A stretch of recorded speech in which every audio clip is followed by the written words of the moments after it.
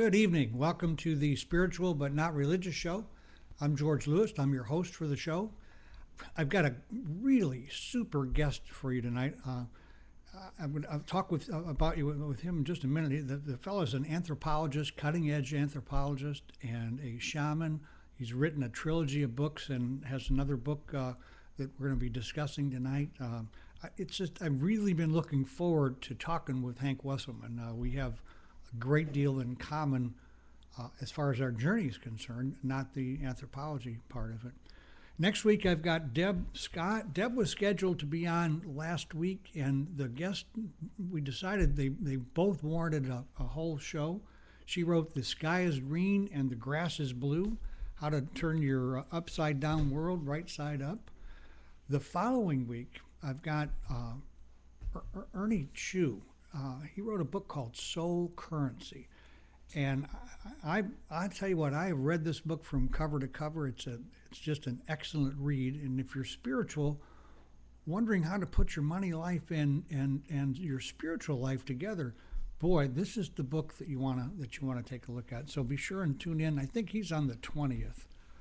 And my guest tonight has written a book with a co-authored with Sandra Ingerman. It's called Awakening to the Spirit World. He's a shaman. He's written a trilogy of books that deal with shamanism. He's truly a cutting-edge anthropologist working in Africa, Ethiopia, and other parts of Africa. So I'm really excited to introduce Hank Wesselman. Tom, we got Hank on the line? Hank, are you there? It sure is. I'm really pleased that you were willing to take your good time and share it with us tonight, Hank. I've been looking forward to this chat for quite a while. So, well, you do some really interesting things. One of the things that when we first started to read about you, your bio and your work, you brought to mind the Don Juan series that Carlos Castaneda wrote. Which was played quite a dramatic role in my life. The thing I didn't see in your work, like with Castaneda's, was the amount of drugs that they were using. But anyway, that's part of what excited me. So, how about giving us just a quick bio about yourself before we get into, like how did you come to be an anthropologist and a shaman, and just what's your journey been up to this point, to this day? I started out life as a zoologist. Really? And I studied zoology at the University of Colorado as an undergraduate at Boulder, and then I went into the Peace Corps, and I lived for 2 years with people of the Yoruba tribe in West Africa and Nigeria. And this is where I became interested in indigenous spiritual wisdom. Wow. I found myself drawn into rituals and ceremonies that were going on in my town on an ongoing basis throughout the year. And in talking to the Yoruba people who became my friends, I discovered that they held a worldview which was very, very different from my own, having grown up in New York City. Yeah. So this really grabbed me. Right. So. I came back to the States in the middle 1960s and got a master's degree in zoology.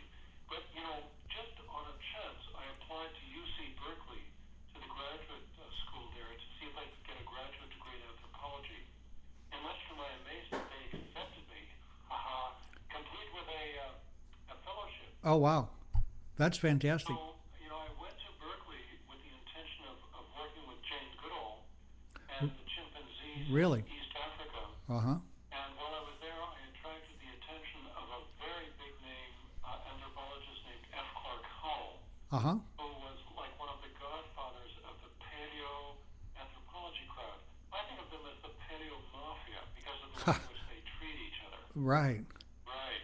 The paleo mafia, huh? My resume and invited me to go into the field with him in 1971 to start looking for fossil evidence relevant to the origin of humanity in Wow. East Africa. Uh-huh. So there I was in southwestern Ethiopia, working on an expedition. I was out in the bush for like almost 3 months, living in a tented safari camp.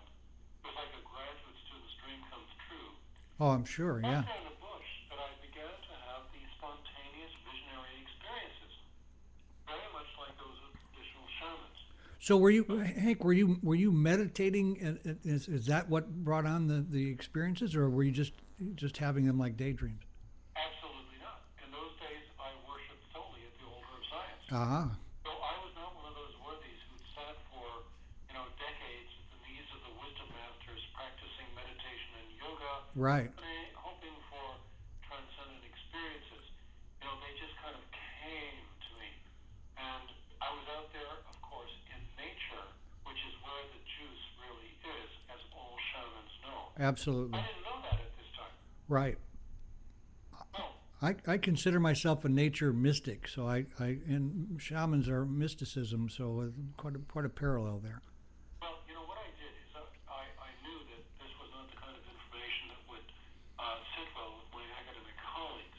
Huh. So I turned toward the African men with whom I was working. And once again, I discovered that they held a worldview which is completely different from my own. So you're talking about the African scientists or the Aborigines or natives? Well, I was working in a field camp with about 15 to 20 scientists Uh-huh. from all over the world. I mean, this is very mainstream science. We're talking about the Leakey family. We're Right. talking about Don Johanson, the guy who found Lucy. Yes. We're talking about very high-powered scientific endeavor. So you were on an intimate relationship with all these people being in the field like I that. have been for almost 40 years. Wow. I'm still doing it. Right. I'm still involved in this field, and in fact, I had a paper in Science this last October, and one in Nature 2 years before that, and a monograph chapter in the University of California Press on the Ardipithecus sites in Ethiopia. So I'm still very much a mainstream scientist. So for me to write a book like Spirit Walker that came out in 1995 Right. is unusual to say the least. Absolutely. Well, in turning toward the African men, these were tribal men who were working with me. And they were the ones who revealed to me that they understood that we human beings are actually dreaming 24 hours a day. In fact, you're dreaming there in Florida, I'm dreaming here in Hawaii. All our Absolutely. listeners, wherever they are dreaming as well. It's just that they're not perceiving the dream because they're listening to us, Right. focused on our conversation right here in the now. Right. But in fact, we're all dreaming, and these Africans revealed to me that the dream world is the real world, and everything that came into being here in this world was sourced in by the dream, not Started vice versa. started right in the dream, didn't it? That's right. So, here I was in my early 30s being exposed to this stuff for the first time, and George, I wasn't ready. Oh, I bet. I wasn't ready, so I very carefully closed my notebooks, and in which I written cryptic notes to myself, and went on with my research. And eventually, I got my PhD at Berkeley, and it was during that time, in that closure of that particular period of time in my life, that the dream began. And the dream is what is recorded in my book, Spirit Walker. Spirit Walker, I huh? began to have these spontaneous visionary experiences, which were characterized by abrupt, transient, altered state experiences in which my body would become completely paralyzed, and my conscious awareness would be drawn into realms of reality which I couldn't even conceive of in science fiction. Yes. And this is the way my first book, Spirit Walker, begins. I mention this because, I know with certainty that many, many, many of your listeners have read this book. It came out about 15 years ago. Well, I'm sure they have. It's been a popular book. Yeah, and it revealed, how I was drawn into the shaman's world of mystery and magic. Well, that book was published in several different languages, wasn't it? Believe it or not, Spirit Walker has been published in 13 different languages. Yeah, that's fantastic. It really traveled. I mean, it was a bestseller in Norway, for Christ's sake. Really? Norway. Yeah, who would think, right? Czechoslovakia, even Japan, and Indonesia, Greece, Germany, France, Spain, Portugal, Brazil. I could go down the list. And Right. it was a quite surprise to me when this happened. I'm sure you had in mind a little success, but probably more than what you dreamed of. Huh? Well, that may not be true. It depends on what your dream was, right? Well, Let me ask you. was dream Yeah, well, in that I that wasn't dreaming it. It was it, really dreaming me, and it drew me into an entirely new stage of my life. Earlier, I had climbed the ladder of success and prestige and power and all the rest of it, and I had gotten well up to the top of the ladder in my chosen academic field of paleoanthropology. And then in my middle 40s, I discovered that the ladder was leaning against the wrong wall. that This does sometimes happen. oh yeah, And it's almost as though the guys upstairs, I think of these organizing intelligences which reside in the shamanic upper world as sort of taking a hand in things from time to time. And it's almost as though they sent in one of the guardians to confront me to see if I was ready to step into what I was supposed to do and become in this lifetime. And when you have the direct experience of spirit yourself, it changes you. It's about personal transformation. It absolutely. wakes you up. I mean, there's no way it's not going to. And there's no way to get that kind of awakeness without that experience. I want to ask you a It's what my question. wife and I try to help people do in our workshops. Well, I want to ask you Not one so much. thing. One thing here. It's just a statement. What happened was in response to these visionary experiences, my wife and I designed these workshops, which we offer all over the country, Right. in which we try to bring non-tribal Western people like you, like me, like your listeners, into alignment with this visionary propensity, which I believe that all of us have to a greater or lesser extent. If I've got this right, and I believe I do, we all have a program on our inner hard drive. Now, our inner hard drive is our DNA, our Right. genetic code. And when that program is double-clicked with the right mouse, it allows consciousness to expand dramatically, enabling us to achieve that direct transpersonal connection with the sacred realms that defines the mystic, is the shaman. Well, here's a question, Hank, that I think that our viewers will be most interested in. When we hear these things first, before we've experienced them firsthand, and then the first time that we go into these experiences, there's this place where we wonder if we just have an overactive imagination or if this really happened. What was it that made you absolutely 100% positive that this was not coming from your imagination? Was there any particular moment? I was perceiving things that I had never perceived before. For Right. example, in one of my original visions, which is recorded in the first chapter of Spirit Walker, I was taken on a cosmic tour of the universe in which I saw places and I saw things and I saw organisms which are not recorded in my memory banks as a biological scientist, Right. geologist. Right. I mean, I was really taken out there and shown things which really shook me up. Well, It I'm was sure it almost did. as though, here, let me show you something now, and what are you going to do about this type of experience? Right. This is often the way it begins. Well, yeah, it's So I pretty. think there are many, many of your listeners out there who have had this experience. Unfortunately, we don't live in a society in which the experience of spirits is a part of our ongoing reality on a day-to-day basis. And so most of us tend to wonder, well, I'm just making this all up. Well, that's part of the reason, a big part of the reason that Spiritual Broadcasting Network exists is to bring these voices, your voice and other people's voices, to the forefront here, where we can hear it on a regular basis and know that there's credibility and validity to it. Because, like you say, there are a lot of people out there that are by themselves. Well, aside from my Spirit Walker trilogy, there were actually 3 books, Spirit Right. Walker, Medicine Maker, and Vision Seeker. As you know, Sandra, Ingerman, and I have created a new book called Awakening to the Spirit World. Right. That's this And book this right is here. really a book which is designed to answer those questions, to help modern mystical seekers understand what it is that they're experiencing, what they've gotten themselves involved in, and to reveal the path which is available to each one of us once we choose to walk it. Yeah, and you do a really fine job of doing exactly that. The book's laid out really well and well written, Hank. I've appreciated the read. You also have a CD in there with 5 different meditations that will help to bring you into that experience. It's true. And, these sort of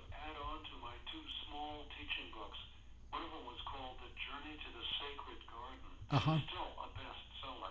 Oh, is that right? A little book you can read in an hour. Uh-huh. Got a CD in the back with my drum and my rattle, and with little like 1-page, 2-page, 3-page chapters. I mean, this is not a dense read. You know, the average person can not only read it and absorb it, but they can leave it lying around for their in-laws or their mate to sort of say, "Oh, what's this?" Catch their attention a bit, right? Rather, it's a impressive thing to do, don't you think? Absolutely. But you know what? I think it takes that to get people's attention. We're like you said, we're in this dream world. We're asleep.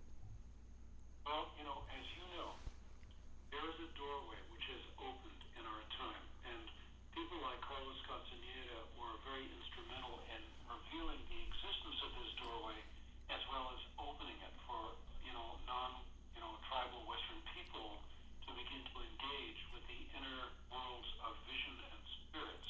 Well, interestingly enough, when you talk Yes, about Cowan, please. is that the reality of the drugs and the part that they played early on, with this whole new expansion of consciousness, it was like a double-edged sword. You got the drugs that went to the deviant side, and you got the other drugs that broke people's consciousness and broke us open to this kind of thing back in the early 60s. Yes, indeed. It reminds me of something wonderful that happened when Spirit Walker was published. I went to New York to meet with my editor at Bantam Books, Uh-huh. and she said, "Hank, this is just a fabulous book. Carlos Castaneda did it with drugs. You did it with sex." It's it, Those who read Spirit Walker are aware of the fact that there's a great deal of sex in my books. but Like to but read about sex. but sex also is a drug, or can be. Oh, sex, I'm sorry. redefined as Tantra, Yes, is one of the three great gateways to transcendent experience. absolutely. And this is one of the reasons I think our organized religious traditions, whatever they are, have suppressed sexuality for so long. Why, sure. How can you create a monopolistic business based on privileged access to a few holy books or prophets if everybody's going around connecting with God directly themselves through having sex? Listen, that's been Christianity's, boondoggle for a long time. Is that same thing?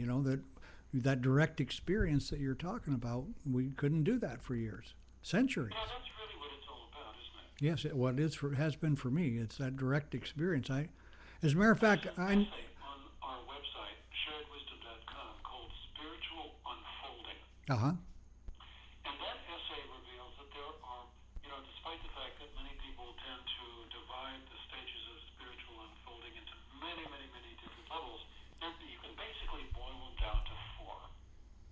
The first stage of spiritual unfolding is belief. absolutely. And beliefs, are fine in the short term. You can have magical beliefs, the belief that you can affect other people through your intentionality, the power of intention, the whole secret phenomenon that came out a couple of years ago. Right. You can have mystical beliefs, the belief that, you can affect the world through your relationship with powerful mystical beings like God or angels or Jesus. And then, of course, there are rational beliefs or scientific beliefs Right. in Which, which we demystify the whole process. which is really kind of a religion, anyhow, isn't it? Science. That's right. Yeah, absolutely. The problem with beliefs is nothing much changes in our life in the long term.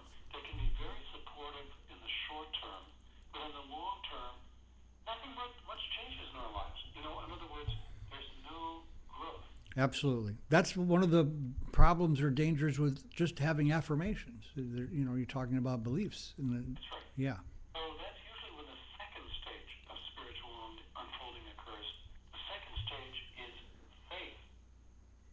Now, faith soldiers on when our belief systems no longer compel us. And that's faith that's built in this experiential thing that you've been talking about. That's it. Yeah. Faith can take us in two very different directions. In one direction, it spirals us back down the hill into belief. And that's what fundamentalism is. Absolutely. In my opinion, fundamentalism is a massive trap on the spiritual path. Oh, it's a huge It trap. will not bring you into connection with what you're seeking. No, it doesn't. And the It unfortunate takes part you of in the other direction. It takes And So unfortunately, the third level of spiritual unfolding, which is direct experience.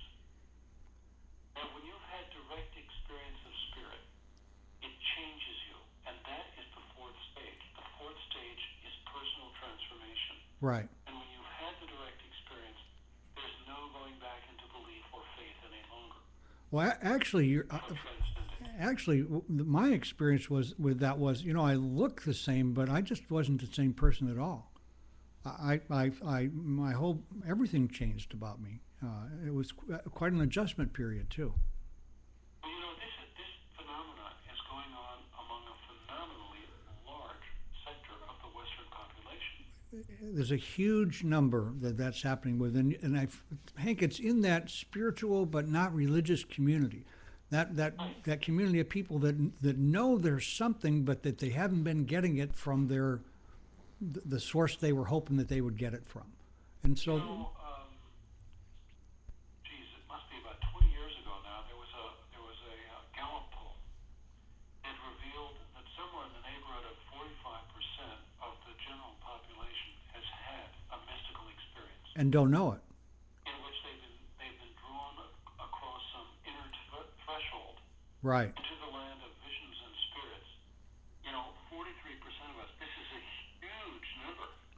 This is probably, hundreds of millions of people. And in fact, this was sort of supported by a book that came out about 10 years ago now by Paul Ray and Sherry Ruth Anderson called The Cultural Creatives. Some of your readers I, may remember it. I read the book. It was a great book. Yeah, it revealed that at that time, which is 10 years ago, Right. about 50 million people held a system of beliefs, values, and trends that differed radically from that of the general public. This is what he called the cultural creatives. Right. What I think of as the transformational community. In fact, in this book, Awakening to the Spirit World, the last chapter in the book is called the transformational community. And as a social anthropologist, I have zeroed in on who we are, what we hold dear, and where we're going, and what we really believe as members of the transformational community. And in our time, this community in the United States alone is probably approaching 70 to 80 million people, and in Europe, probably 100 million or more. These are not small numbers, and they appear to be growing. Well, and the thing about that, Hank, is that because there's so many of these people are alone in this experience, and there isn't a real community where we come to. We don't realize the numbers of people that are out there. I mean, we don't have what organized religion has, where they come together every Sunday morning at 10 o'clock. And this is where the new interconnected link pops in. You bet. The internet, you bet. It's changed everything. The internet has changed everything because it's created an interconnection between these interlocking networks of people that extend across North America and into Europe and into the international community. I mean, we literally have a worldwide communication system unlike anything that's ever been seen before. Absolutely. Listen, 15 years ago, the chances of you and I talking like we are tonight were nil. We would never have. I was teaching, college in California and wondering if I was going to get hammered by my academic colleagues for publishing this weird book. I'm sure you must have. That must be a kind of a double-edged sword. On the one hand, you probably were feeling that, but there had to be a little bit of relishment in bringing something that far out into the world also. Well, they've pretty much left me alone, George. Well, I think part of the reason is because I'm sitting on this mountain of data, and they want my data. Aha. They know that if they go after me and attack me, they won't get my data. You see, I'm one of the people that's working on those sites in Ethiopia, which has revealed the bones of what may very well be the missing link. And that is Artie? That's Artie. Yeah, tell us about Artie and what's going on there. What defines Artie as human to begin with in your mind? National Geographic cover story is based on Artie. Aha. Artie is right on the cover. I picked up a copy at JFK Airport when I was heading home from Omega Institute about a week ago. Uh-huh. And there's an absolutely wonderful photo essay about what it's like to go into the field to make these discoveries about what's been discovered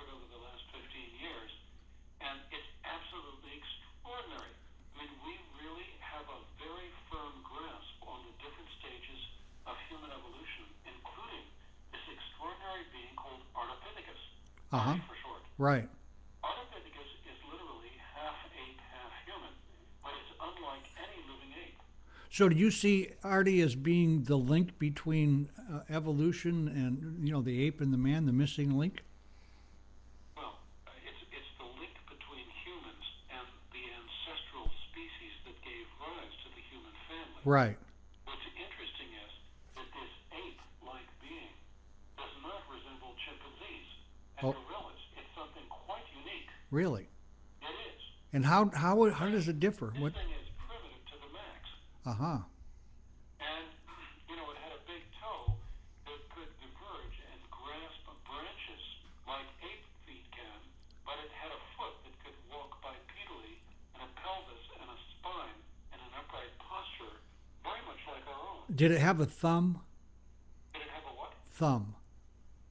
I don't understand, George. A thumb? Spell T it for me. Thumb. Thumb.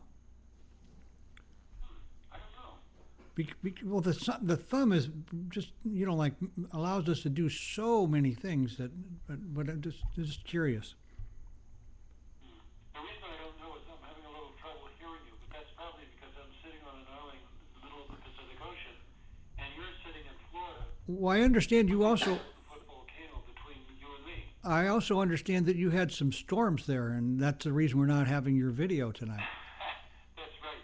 We had a big tropical storm a couple of nights ago, and it took out the phone line, so I had no internet, no phone, nothing for a couple of days.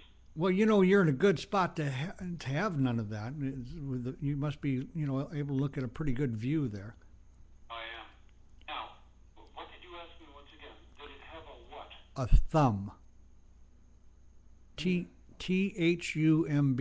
You have an index. Yes, it had a thumb. Okay, all right. A very small one. Okay. A very small one. That big thumb that we take so much for granted doesn't really appear in the fossil record until about maybe 2 million years ago. And it made a huge difference in our evolution, has it not? Well, around 2.5 million years ago, in the fossil record, we have the appearance of an early form of the genus Homo, to which we belong. Right. And it's distinguished by its advanced small dentition. In other words, the teeth are shrinking, the Uh-huh. brain is enlarging, and the thumb is enlarging as well. And we have the first chipped stone tools, which were designed to cut meat off of bones. Right. This happens about 2.5 million years ago, and that's the beginning of everything else. Once we started chipping those stones, it was only 2.5 million years ago before we put a man on the moon. Yeah, that's a truly short period of time when you think about when life began. It is indeed. Yeah, very, very short. Indeed. You can think back to the 2001 Space Odyssey, Arthur Clarke's film that came out, 30 years ago now, 40 years ago. And you have all those strange, hairy-looking creatures, sort of bashing each other with bones, stuff like that. And then one of them throws a bone up in the air, and instantly it becomes a space station Ha. through space. I mean, it was almost as though once we decided to chip those rocks and we began to cut flesh off of bones and eat them, the brain began to expand, and the rest is, as they say, is history. So what do That's you what I do as an anthropologist. what part? What I do is I go into the field and I go to these sites where major discoveries have been made, and I reconstruct the paleo-environments of those sites at the time they were laid down. That's my specialty work. What is the impact of going from grain to red meat? Is that significant in this transformation? It certainly is. Before, it wasn't from grain, it was from fruit. Okay. Before this time, there were these bipedal ape-like beings with small brains the size of those of apes, of Uh-huh. chimpanzees, let's say, that wandered around the savannas and the forests and the woodlands for about, 2 million years. And then about 2.5 million years ago, the climate changed all over the planet. It became very, very dry in the tropics and very, very cold in the north. This was the beginning of the Ice Age. Right. And at that time, all those great tropical forests in the tropics began to shrink, and all those fruiting trees began to disappear. And one of those early ape-like forms began to make their living differences So, a great deal of food out on like expanding grasslands if you knew how to access it. And it came in a very concentrated form. so the great pusher of evolution was necessity. It was meat. Yeah. Wow. You know, I know a lot of vegetarians are shivering to hear this news, but the fact is that there's absolutely no question about this.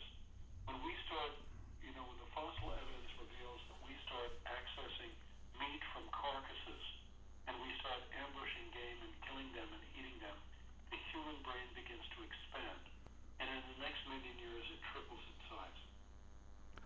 So what is it what do you think is the major difference there when we go from fruit to meat that causes such a huge transformation?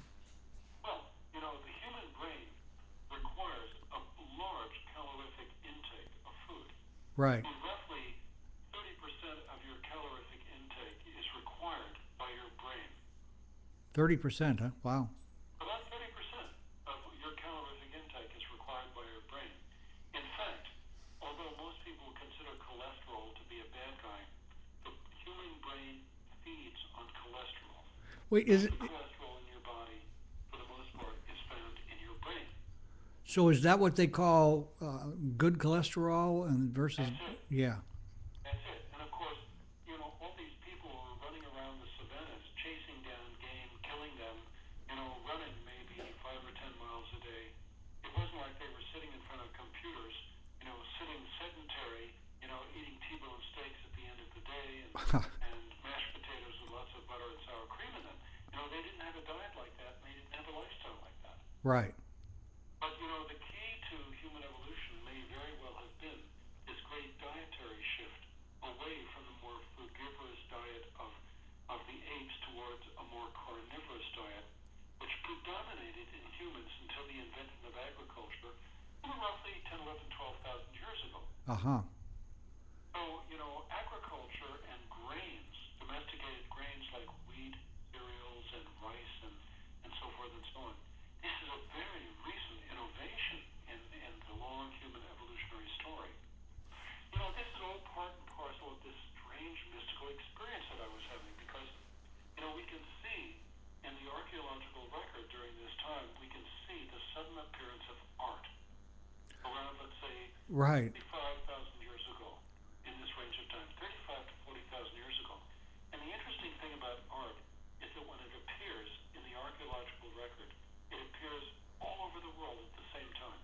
And much of that is about hunting, is it not? Much of the art? Really, no. I mean, this is part of the mystery. Right. I sense, and this is something that hinges on something that a kahuna mystic here in Hawaii told me many years ago. I sense that around 35 to 40,000 years ago, there was a migration from the stars. And this was not a migration of aliens. It was a migration of seeds of light, of souls. Energy. And they came here. No, they came here as souls. Aha. And, souls are, as being seeds of light, are energetic in nature. So do you see the soul as being consciousness? Well, consciousness is an expression of the soul. Okay. All right. It's an emanation of the soul. Okay. And as the kahuna mystics here in Hawaii are very much aware, each one of us possesses not one, but 3 distinct souls. Really? Yeah, I have an essay on my website, which is, for those who are listening, sharedwisdom.com, called The Matrix of the Soul. It's posted under Shaman Wisdom. They can pick up copies of your work It there talks too. in some detail about the nature of the 3 souls Uh-huh. and how they come together to create the self. I will definitely The Spirit Walker came out in 1995. I kind of held my breath, George, because in that book I revealed a lot of information about the kahuna tradition here in Hawaii. right. I turned in this direction as an extension of my curiosity about what I was going through, what I was experiencing. And I didn't know anything about any of this at that time. And so in my first book, Spirit Walker, I talked about this matrix of the 3 souls. And then I kind of held my breath because I knew, as you're probably aware, that indigenous people don't like it when outsiders trespass into their spiritual traditions. Not at all. Not at all. Right. And so I knew that at some point the Kahuna families were going to send somebody in to have a look at me. Right. And a year later, in 1996, this is precisely what happened. I was invited to give a talk here on this island at the New Millennium Institute in Waimea, which is the sort of headquarters of the Parker Ranch. Uh-huh. At that time, the institute was based in a Frank Lloyd Wright house that had just been built. And on that day, my wife and I went up there, and about 50 people showed up to hear what I had to say. I thought this was really interesting because, before I wrote a book, nobody cared what I had to say. And Well, then you write a book, and everybody thinks what you have to say is important. well, that's why we're called an author. It's like it's authority. That's right. Yeah. That, Well, that, I showed up, and on that day, I was going to talk about the transformational community. I was going to talk about us, right. from my perspective as an anthropologist. And just before I launch into my talk, the door opens, and in walks this big Hawaiian man. Now, this guy has a ponytail halfway down his back, white. He's got a great big white beard that masks his chest in the front. He's a head taller than me, and outweighs me by 100 pounds. He's got a great big walking stick in front of him. And he walks in with about 4 or 5 more Hawaiian men in back of him, and their wives. My host introduced him to me as the Kahuna Nui, which means the high priest, Right. Ale Makua. And, I'd heard about this guy for years, but, I'd never met him. I mean, in those days, this is the middle 90s, you just didn't pick up a phone and sort of dial a kahuna on the phone because kahunas don't talk on the phone. Absolutely. Right. So here he comes, he laughs, he puts a lei around my neck, a lei around my wife's neck, and then he and the Hawaiians sit down and watch me. So, I realized that this would be a very good time to launch into a prayer of some sort because this guy, this guy was known all over Polynesia. Right. And he was known from Easter Island to New Zealand to Hawaii. He'd spoken at the United Nations. He'd been on the stage with the Dalai Lama. This wasn't just any kahuna. This was the Big kahuna. So I made a short prayer. This did not escape the notice of the kahuna. And he's watching me this whole time. So then I launched into my talk. And I talked for about an hour and a half. Now, I used to be a university lecturer, so when I start to talk, as you've realized here on the phone, it's not too difficult for me to continue on. You have plenty to say. Talk, he's watching me. Right. And I'm getting this interesting feeling that there's something he wants to say. And so, I turned to him, and I didn't know what the protocol was. And I said, well, Elder Makua, would it be correct for me to ask you to speak? I'm getting this feeling that there's something that you wish to say. Now, this man was a man who traveled with 27 generations of his ancestral spirits in attendance upon him at all times. This guy is kind of leaned over to the right as though somebody's speaking in his right ear. Then he leans over to the left as somebody's speaking in his left ear. And then he looks at me and he smiles and he stands up. He looked at me, George, and he said, a friend of mine sent me your book, Spirit Walker, and I read it. That's In the room. I mean, this was high noon in Polynesia. right. The moment of truth.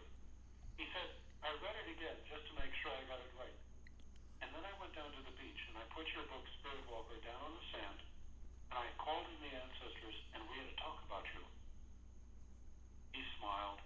And he looked at me and said, the ancestors asked me what your name is. And I told them, your name is Wesselman. Hank Wesselman. And he smiled again. He said, the ancestors told me I wasn't pronouncing your name right. Now, I'm going to share something from a place of sharing, not from a place of ego. Right. Makua looked at me and said, the ancestors told me that your name is Wesselman. That you're a vessel, like the canoe. Oh, that's interesting. And he's looking at me to see if I'm getting it yet. And for my part, I was preparing myself to be condemned. Right. I was preparing for him to say, look, you're not Hawaiian, stop writing about us. And he would have been fully in his rights to do so. Sure. Now, I didn't know this, but this guy was clairvoyant. And so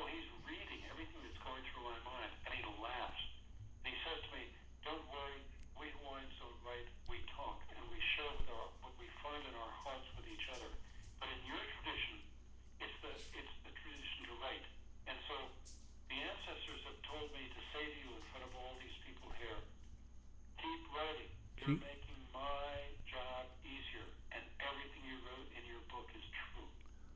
Well, that's a heck of a validation, and Well, everybody was just kind of shocked. yeah. Because this just virtually never happens where somebody at this level endorses an outsider. And so this was the beginning of a most interesting friendship with this man. And I'll just share with you today, since I've got you online, George, that I created, this man passed in 2004. Uh-huh. He became my great friend over the last 8 years of his life. And during this time, he shared an extraordinary body of knowledge with me. Some of that knowledge is included in the book Awakening to the Spirit World that I co-authored with Sandra Ingerman. Right. But a year from now, in the spring, there will be a new book out from Sounds True called The Bowl of Light, which will record a lot of the conversations that I had with this man. Well, that sounds They like are just far and beyond any book on Hona that anyone has ever read. that sounds like a great read. What is the name of it for our viewers? The name of the book will be, I believe it's going to be Bowl of Light. Okay, but nothing firm at this point as far as the title, huh? Well, publishers have that right to sort of rework the title, but it's a strong title. It's a strong It title. was something that happened between him and me when we had our first formal meeting. We were right on the edge of the volcano, Kilauea, Uh-huh. which is on the southeast side of the great volcano Mauna Loa, at about 4,000 feet in Hawaii National Park. So what happened was we had this incredible meeting that day in which we got to know each other over a long afternoon. And at the end of that afternoon, he gave me a gift. He gave me a very simply carved wooden Hawaiian bowl. And when he gave it to me, he said, "This is your bowl of light." He said, when each one of us comes into the world, we come in with a bowl of light. And this light is a gift from our higher self. And his word for higher self was Aumakua. Gee, I've read something about that. It's a gift from our higher self, which divides itself before we come into life. And it sends in this seed of light, which we absorb when we take our first breath, when we emerge from our mother's body. I had heard that or read that somewhere before, Hank, that about that. That's It's universal knowledge. right, right. Yeah, it's even there in Judeo-Christianity if you know where to look. There's a lot of this stuff in Judeo-Christianity that just gets overlooked in their big quest to control. Well, the scriptures have been so overly written and rewritten and censored and rewritten by theologians and revisionists across time that, you can't really believe most of what you read in scripture. Yeah, that's what I've come down to. It's very, very little that you can depend on. Even what. And he said, he gives me this bowl, and he says, each one of us has a bowl of light. And this light nourishes us and sustains us as we pass through life. But he said, hey, you heard the roosters? I'm sorry? Did you hear the rooster? I'm not sure. I've Yeah. got all these chickens around me because I live in Hawaii. Yeah, well, I heard something. Just crowed. It was almost like an affirmation of what I was saying. That's great. We have this bowl of light, but each time we step into the negative polarity, each time we injure somebody with our words or our thoughts or our deeds, each time we achieve success at the expense of somebody else's failure, each time, whatever, we take something that doesn't belong to us. Children do this all the time. Right. It's like you put a stone in your bowl and some of your light goes out. Some of the light disappears. The light is dimmed. Hank, I'm convinced that our job as spiritual seekers and as people on this path is to somehow find our way into humility and compassion. Well, this was his message. He said, life is long, and slowly but surely our bowl of light begins to fill up with stones. Right. He said, hopefully we learn what we're doing before it's too late. And he said, you know what you do then? And of course, my wife and I are hanging on every word. And he took this bowl, and he flipped it over. And he said, it's simple. You just dump it out. With a big laugh. He was very fond of laughing. He said, but when you've cleared your bowl of stones, you begin to lead your life differently. And this is when you become a spiritual warrior. I've spent the last Warrior with liberation, because this man was a military warrior Hank, I've spent the last. Wars. The first was Beirut, the last one was Vietnam. And, you know, it was when he left the military that he went from being a military warrior to a spiritual warrior. Right. And I can talk to you about this, George, because you're a spiritual warrior. We wouldn't be talking if you weren't. There's no question about that, Hank. So he looked at us and he said, the path that we walk on as spiritual warriors is a very narrow one, and it's constrained by three sacred directives. Now, the word directive in Hawaiian is kapu. Is katu? Kapu, K-A-P-U. Kapu, okay. Source of the Hawaiian, of the English word tabu. Now, a kapu is kind of like a directive. It's something which is sacred, which is sanctified. And he said, the three sacred directives of the spiritual warrior are, number one, we must love all that we see with humility. It hinges on what you just said. Right.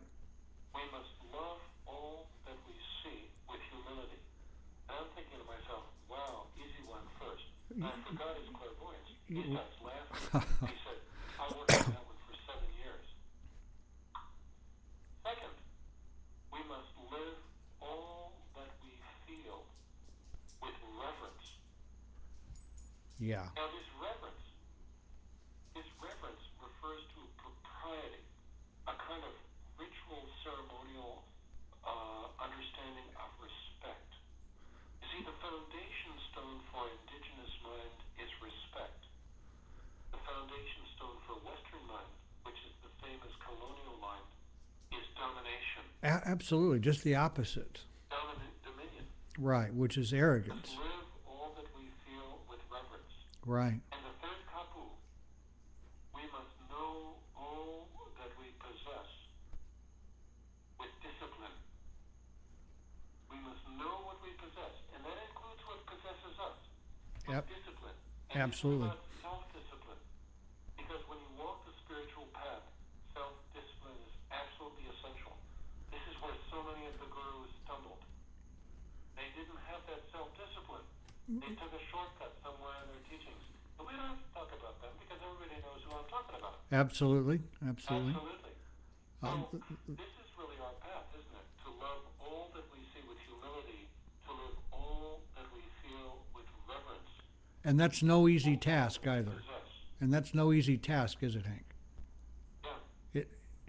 It becomes, you know what I found, Hank, is it becomes more first nature than second nature as we practice it. You know, in writing this book, Awakening to the Spirit World, with Sandra Ingerman, both of us were aware of the fact that the shamanic tradition is not a religion. Right, it's not, no. Shamanism is not a religion. It's a method. Right. It's a method for expanding our conscious awareness and connecting with those inner sources of wisdom and power. And for getting the stones cleared out, and for getting the stones cleared out so all this can begin to happen. That's it precisely. Yeah, absolutely. That's it precisely. And when this method is practiced with humility, with reverence, and with discipline, it can become a way of life which will utterly transform the person who practices it. And put you in a state of peace and joy most of the time. As well as awakening. Yeah, oh, absolutely, yeah. It's all about waking up to who we are, what we're doing here, and what our destiny is as souls traveling across eternity. Hey, Hank, speaking of Sandra Ingerman, I would love to have her on a show, and maybe you can introduce us. That would be great. Do you have a copy of Awakening to the Spirit World? I do have a copy of it, yes. Well, her website is in the... All right, I'll... It's in the back, as is mine. And you could connect with her through her website, or you could email me, hank@sharedwisdom.com, and I will send you a connecting link to her. Fantastic. We'll get you out an email. Tom's going to take care of that right away. Good. Cool. Yeah. I want to thank you again for taking your time here. We still have some time left, but I want you to know how pleased I am that you were willing to share this with us, because what I see of your work, Hank, and what you're doing, it's like really important stuff, and any way that I can help to move that forward, I'm there. George, we're in this together. Absolutely, we are. And Here in the islands, I'm looking at it a drizzly afternoon. I'm looking at my banana trees and my mango trees and my grapefruit trees. Here in Hawaii, we would say we're all in the canoe together. same canoe. Same canoe. Same canoe. If we keep paddling in the same direction and we keep bailing, we'll reach the island. All right, that's the goal. We're living in perilous times. There's absolutely no question about this. Well, yeah, and we but To that 26,000-year cycle in a couple of years, and everything seems to be unraveling, doesn't it? yeah, therein lies the opportunity too, does it not? It does. I mean, there's tremendous opportunity. Right. This is the goal, because as we transcend the catastrophes and the unraveling that's going on all around us, we have the potential to build a new foundation upon which the new cycle of ages will be based. And it's very, very important in terms of what we do and what the decisions that we make in the here and now about this. Because it will determine the lifeways as well as the spiritual practice of humanity for much of the next 2,000 years and beyond. Do you think that 2012 is a tipping point of some sort that's leading to that? Well, everybody certainly says it is, and it's not too difficult to see that everything seems to be moving in that direction, is it? No, absolutely. I mean, if you're at all aware, you can certainly see that seems to be what's going on. I mean, we could talk about that for another hour, George. Oh, yeah, absolutely, for sure. Yeah. So, Well, in the meantime, it's very important for us to hang on, to hang in there, and to sort of witness what's going on, and to make very carefully crafted decisions about what we want for our grandchildren and for the next 7 generations. It's time for us to dance a new dance, to dream a new dream about what it is that we want to create for the future. And we have the potential to do that because we're creative. and I think there are those of us who are doing it. Witness you and Sandra Ingerman, and I know many people that I talk with are on this same path. We don't see 2012 as being the disaster that. No, neither did Makua. Yeah. Makua saw it as the end point for this 26,000-year cycle. And what was important is not 2012; it's 2013. Well, yeah, the important number's always been 13 and not 12. They talk about Jesus and the 12. Well, that's 13. Yeah. I mean, and it's just all over the place with the this whole idea of 13. Well, what happens in 2013? It's the after. That what happens is, well, if Makua, the Kahuna, was fond of observing that life is like a great spiral. Right. And the spiral can maintain its stability for very long periods of time, but it can change very rapidly when energy flows into or out of the spiral. Right. What's happening right now is we're coming into the point of the spiral. We're going faster and faster and faster as we cruise around these curves, approaching that middle point of the spiral. And when we hit that middle point at 2012, December the 21st, according to the Maya, Right. time will stop for a microsecond, and then the next spiral will begin to build. It'll begin to spiral out. And what we establish during that particular period will be very, very important. Are we going to settle, for example, are we going to step up? Are we going to become what we are designed to become in the evolutionary process as souls traveling across eternity? Are we going to become gods in training? Or are we going to settle for another 2,000 years of applied barbarism? Well, Hank, do you think That's what we're practicing right now. do you think that the fear thoughts that people talk about under 2012 is because that false self, that false pride and ego, that false arrogance that we have, that's the opposite of compassionate and having humility, senses that is probably his demise is close? It's Western mind, George. Absolutely. Absolutely. It's Western mind. I used to ask Makua the same thing, and he just sort of say, "Oh, that's just Western mind." Right.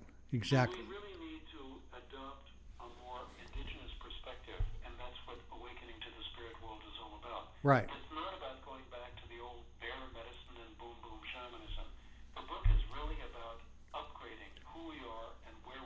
And it's an excellent read, Hank. Enlightenment. Where we're going. I encourage everybody that if you're interested at all in shamanism, this is a book you want to get for sure. It just explains things very simply and very succinctly.